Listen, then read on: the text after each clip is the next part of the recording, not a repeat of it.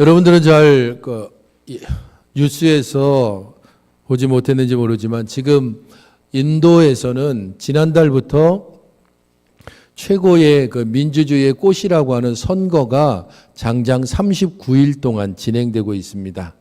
그래서 이 민주주의의 꽃이라고 하는 선거를 통하여서 많은 사람들을 뽑게 되는데요. 인도의 유권자가 총 9억 명입니다. 9억 명의 유권자가 39일 동안 543개의 선거구에서 투표소만 100만 개, 투표 인력만 1100만 명입니다. 우리하고 도대체가 비교가 되질 않죠. 등록 정당만 해도 2354개입니다. 문맹률만 해도 거의 70% 가까이 되어지는 이런 상황에서 어떻게 선거를 9억 명이라고 하는 사람들의 선거를 진행할 수 있을까? 그래서 이 투표지에 보면 각 정당의 기호보다는 각 정당을 대표하는 그림들이 있습니다. 그래서 어떤 정당은 연꽃을, 어떤 정당은 자동차를, 어떤 정당은 또 자동차 키를 이런 식으로 각 정당마다 자기를 대표하는 그림이 있고 그걸 보고 이렇게 찍는 겁니다. 여러분들이 기회가 되면 한번 사진을 찾아보시면 선거를 진행하기 위해서 선거 요원들이 전자투표기를 어깨에 짊어매고 산으로 강으로 여기저기를 다니는 사진들이 보입니다. 투표소도 그냥 우리가 보면은 완전히 사방이 다 막힌 그런 하얀 기표소가 아니고 그냥 나무 박스로 된 그 투표소 안에 사람이 들어가서 그냥 찍습니다. 투표가 끝나고 나면 손가락에 까만 물감을 묻혀줍니다. 이 까만 물감은 절대 지워지지 않습니다. 우리 예전에 봉숭아 물들이고 나면 손톱이 완전히 다 자랄 때까지 봉숭아 물이 없어지지 않잖아요. 그것처럼 이 까만 물감이 지워지지 않습니다. 그러니까 투표를 했는지 안 했는지를 그걸 가지고 판단을 합니다. 어떻게 일반적으로 보면 이게 제대로 된 선거가 될 수 있을까 싶을 정도로 어찌 보면 참 별로 보기에도 좋지 않고 어찌 보면은 참 부정선거가 충분히 있을 것 같음에도 불구하고 그럼에도 이렇게 선거를 하고 총 들어가는 돈만 해도 8조 원이 넘습니다. 그런 수많은 돈을 투입해서 선거를 치르는 이유는 그것을 통하여서 나라에 필요한 일꾼들을 세우는 과정이 필요하기 때문입니다. 비록 처음에는 여러 가지로 시스템상의 문제도 있고 사람들을 세우는 데 있어서 그 유권자들의 문제도 있을 수 있지만 이런 과정을 조금씩 거쳐가면서 사람들도 누구를 뽑으면 되고 누구를 뽑으면 안 되고 어떤 사람이 정말 나라를 위한 사람인가라는 것을 유권자가 스스로 깨달아 알게 되는 것입니다.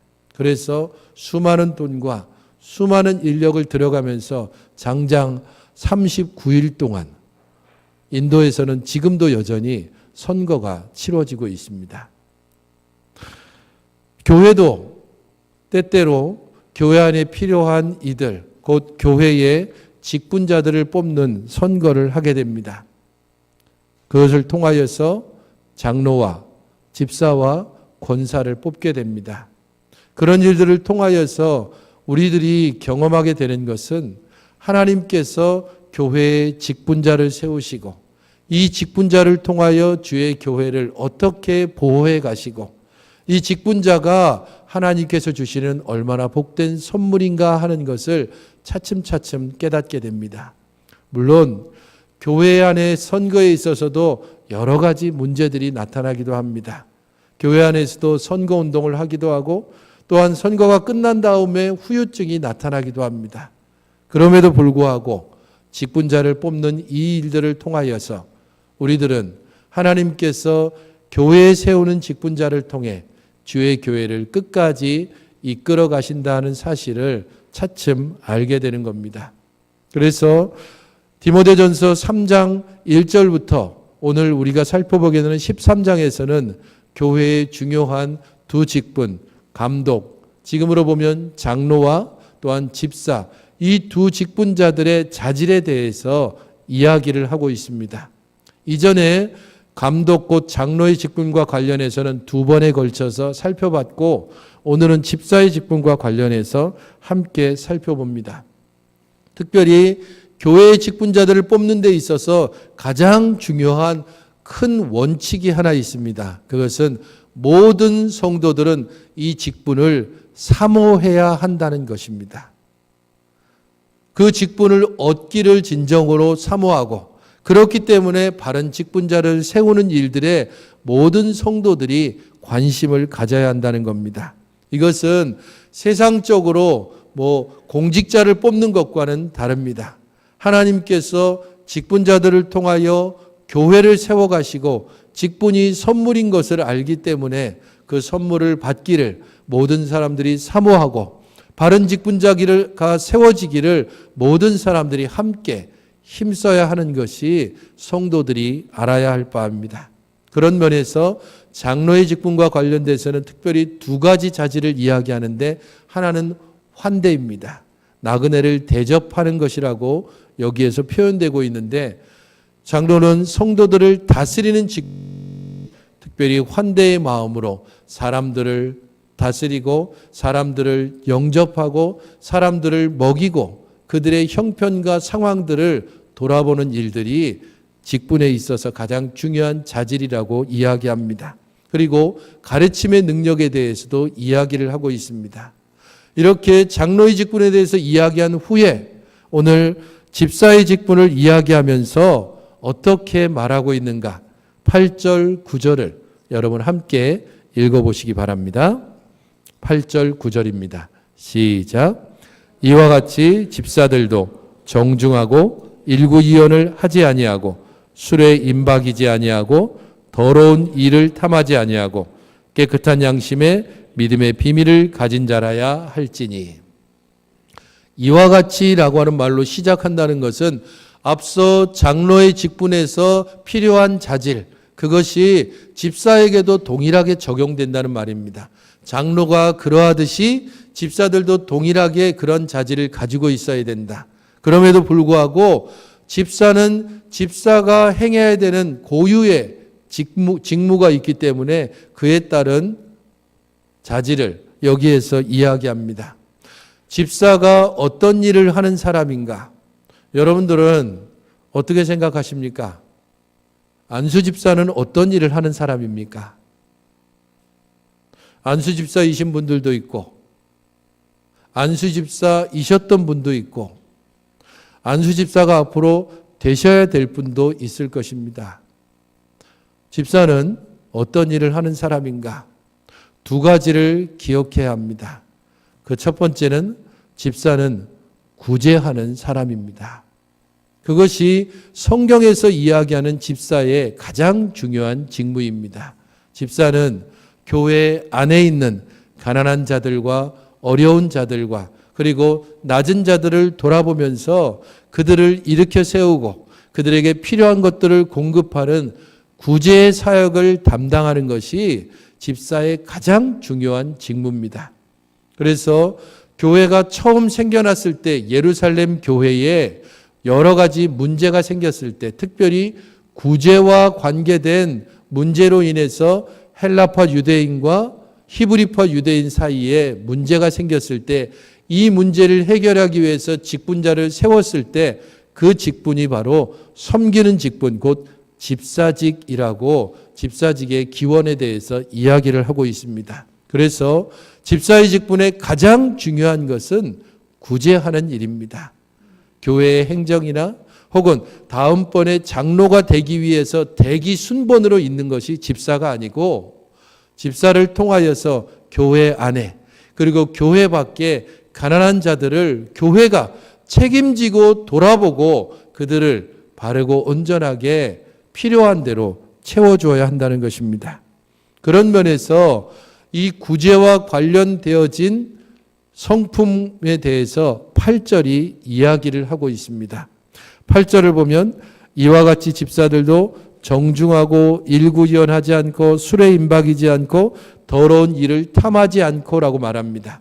이 모든 것이 다 행동적인 부분을 말하는 것 같지만 실제적으로는 성품을 이야기합니다.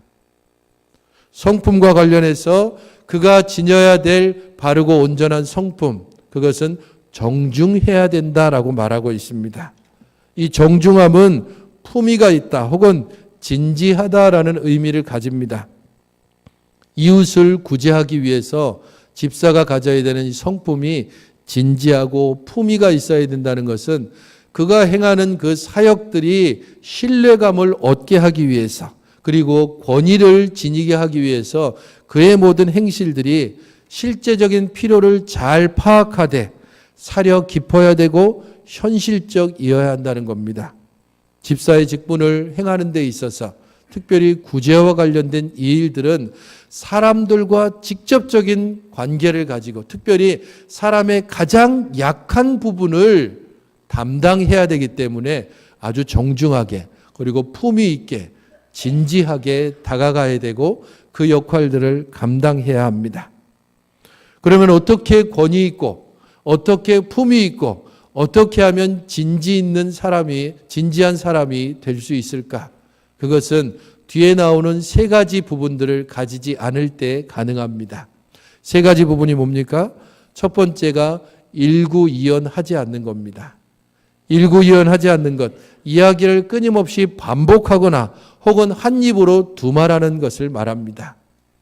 여기저기 말을 옮기고 다니고 절제하지 않고 말을 퍼뜨리는 행위들, 이 모든 것들이 일구이연하지 않는 것에 해당됩니다. 만약에 한 사람이 구제 일을 행하는 집사가 이것저것에서 이쪽에서는 이 말을 하고 저쪽에서는 저 말을 한다면 그것 때문에 그의 모든 사역 자체가 신뢰를 잃게 될 것입니다. 또 실제로는 의도하지 않았지만 의도하지 않은 채 일구이연하게 되는 경우도 있습니다. 모든 사람들에게 평화를 얻기 위해 혹은 모든 사람들에게 화평을 주도하기 위해서 이곳에서도 옳다, 저곳에서도 옳다, 이런 식으로 이야기를 함으로 말미암아서 의도하지 않게 왜 여기에서 이 말하고 저기에서 저 말하는 거야 라고 말을 들을 수도 있습니다.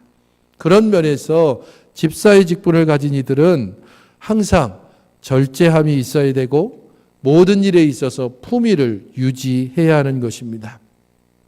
두 번째로 하지 말아야 될 것으로 술에 중독되지 않아야 된다라고 말합니다.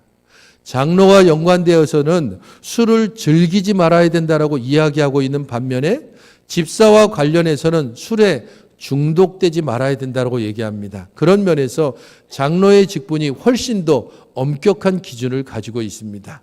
절제력을 가지고 있어야 되고 균형 감각을 유지하기 위해서 술에 중독되지 않아야 된다라고 말합니다.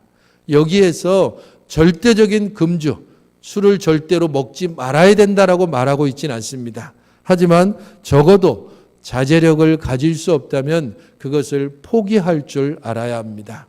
그런 면에서 술에 중독되지 않아야 한다는 이 말은 그에게 자제력이 있는가 없는가 하는 것을 말해주고 있습니다. 세 번째는 더러운 일을 탐하지 않아야 한다라고 말합니다. 부정한 이익을 탐내지 말아야 된다는 겁니다. 장로와 관련해서는 돈을 사랑하지 말아야 된다라고 이야기하는 반면에 집사에 대해서는 더러운 일을 탐하지 말아야 된다라고 말합니다. 이것은 집사가 직접적으로 이 돈을 관리하는 사람이기 때문입니다. 그래서 집사의 직분과 관련해서 첫 번째가 구제하는 일이라면 두 번째는 그것과 연관되어서 돈을 다루는 사람이라는 것을 항상 기억해야 됩니다. 집사는 재정과 연관되는 사람입니다. 그렇기 때문에 그의 구제 사역이 재물과 연관되고 그의 교회 안에서 사역들이 항상 돈과 연관되어지기 때문에 자연스럽게 더러운 이익, 개인적인 욕심이 거기에 개입되어서는 안 됩니다.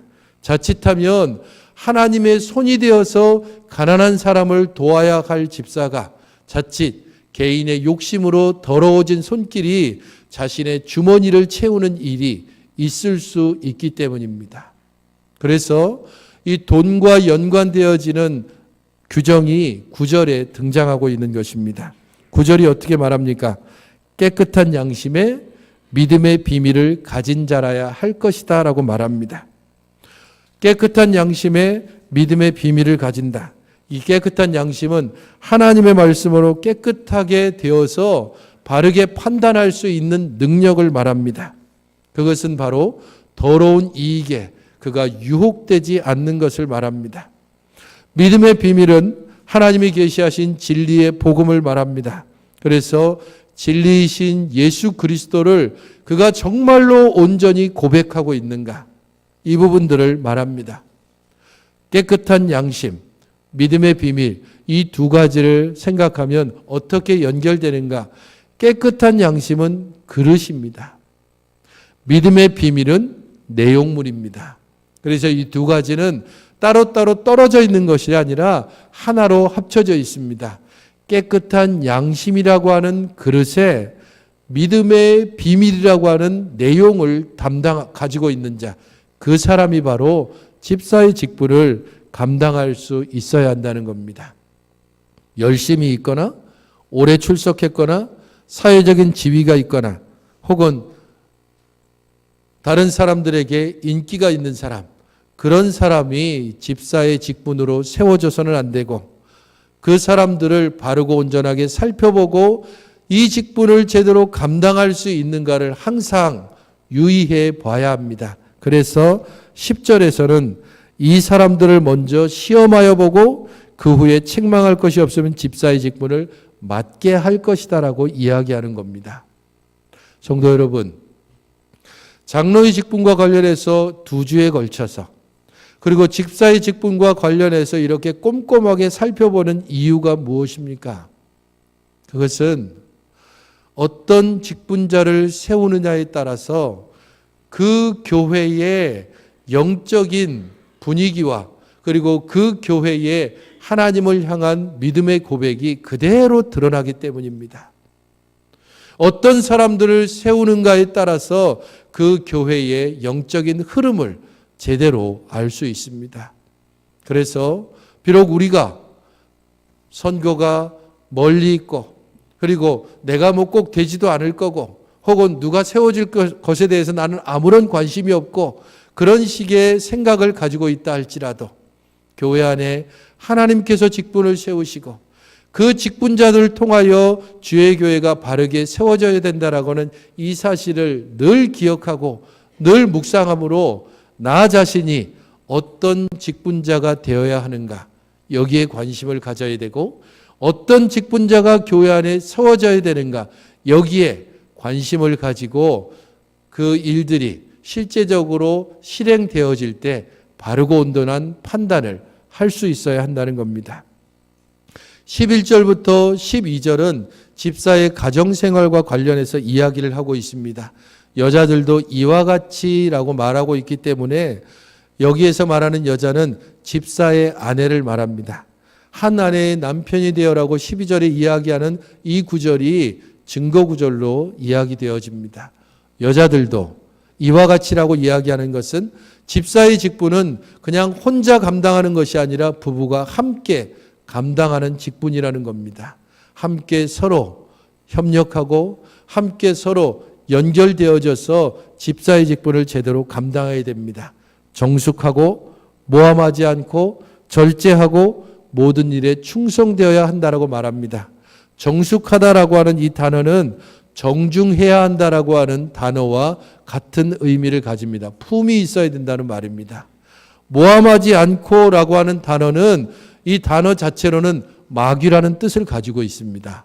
마귀는 모함하는 자입니다.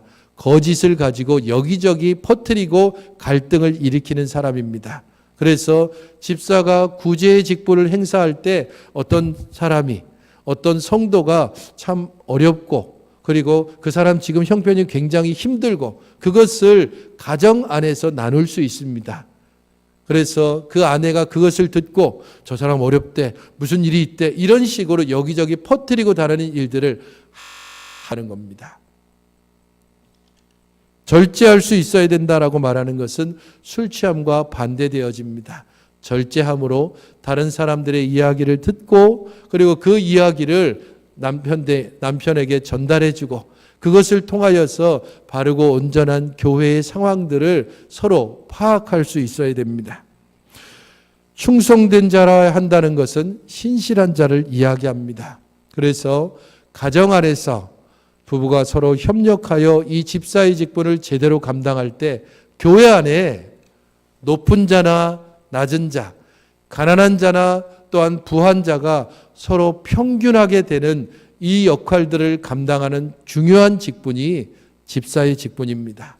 그래서 이 집사는 가장 중요한 자기의 가정을 잘 다스려야 한다라고 12절에 말하고 있는 겁니다. 집사는 어떤 사람이어야 하는가? 한 가정 내에서 두 가지 일을 제대로 감당해야 됩니다. 하나는 좋은 남편이어야 하고 하나는 좋은 부모여야 합니다. 작은 이 가정을 집사가 제대로 다스릴 때 이 가정들의 모임인 큰 가정과 같은 교회를 제대로 다스릴 수 있기 때문입니다. 그래서 자신의 아내에게 좋은 남편이 되어야 하고 자신의 자녀들에게 좋은 아버지가 되어야 합니다. 그것을 통해 교회 안에서 자신의 직분을 제대로 감당할 수 있습니다. 이렇게 집사의 직분을 제대로 감당할 때 어떤 보상이 있게 되는가? 13절을 마지막으로 여러분 같이 읽어보시기 바랍니다. 13절입니다. 시작. 집사의 직분을 잘한 자들은 아름다운 지위와 그리스도 예수 안에 있는 믿음의 큰 담력을 얻느니라. 두 가지를 이야기하고 있습니다. 선한 지위를 얻게 된다. 집사의 직분을 잘 감당함으로 그가 집사의 직분을 감당하다가 또 다른 은사를 받게 되고 그것을 통하여 장로나 혹은 목사의 직분을 행할 수도 있습니다. 그러면 어차피 그럼 집사에서 장로가 되고 목사가 된다라고 했으니까 그러면 이것은 자칫 수직적으로 목사, 장로, 집사 이런 식으로 생각하는 경향이 있지만 그렇지 않습니다. 모든 직분은 수평적입니다. 다 동일한 권위와 동일한 내용을 가지고 있습니다. 각자 행해야 될 직무가 조금씩 다를 뿐입니다. 하지만 선한 지위를 얻게 된다라고 여기서 이야기할 때 목사의 직무도 선하고 장로의 직무도 선하고 집사의 직무도 선합니다.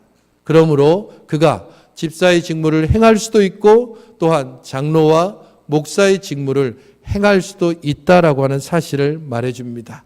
하나님의 집을 잘 돌보는 이 역할을 통하여 그는 선한 지위를 집사로서 행할 수도 있고 혹은 장로와 목사로서도 행할 수도 있다는 이 사실이 하나님이 주시는 하나의 보상입니다. 두 번째 보상은 믿음의 확신을 갖게 된다라고 말하고 있습니다. 주의 일을 온전히 감당하는 것을 통해서 그는 하나님을 더 사랑할 수 있게 되고 또한 이웃을 더 사랑할 수 있게 된다는 겁니다. 그런 면에서 우리는 두 가지 말을 기억해야 됩니다. 그 첫 번째는 자리가 사람을 만든다라고 하는 말입니다. 자리가 충분히 사람을 만들 수 있습니다. 하지만 거기에서 끝나서는 안 됩니다. 보다 중요한 것은 자리가 그 사람을 드러냅니다. 그가 어떤 자리를 맡았느냐에 따라서 그가 어떤 사람인가 하는 것이 제대로 드러나게 되는 것입니다.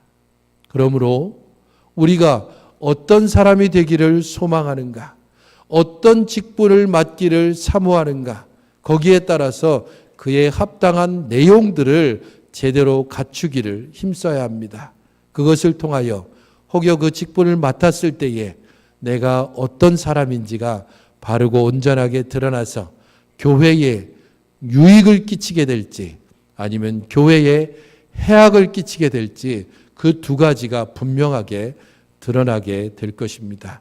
그러므로 사랑하는 성도 여러분, 주의 교회가 온전하고 바르게 서가기 위해서 하나님이 선물로 주시는 이 직분을 간절히 사모하시고 그런 간절한 사모함으로 이 직분에 합당한 사람이 될 수 있도록 나 자신을 훈련시키시고 가르치시고 다듬어 달라고 주 앞에 기도함으로 바른 직분자로 세워가시는 여러분들이 되시고 또한 바른 직분자를 세울 수 있는 지혜로운 여러분들이 되시기를 주님의 이름으로 축원드립니다.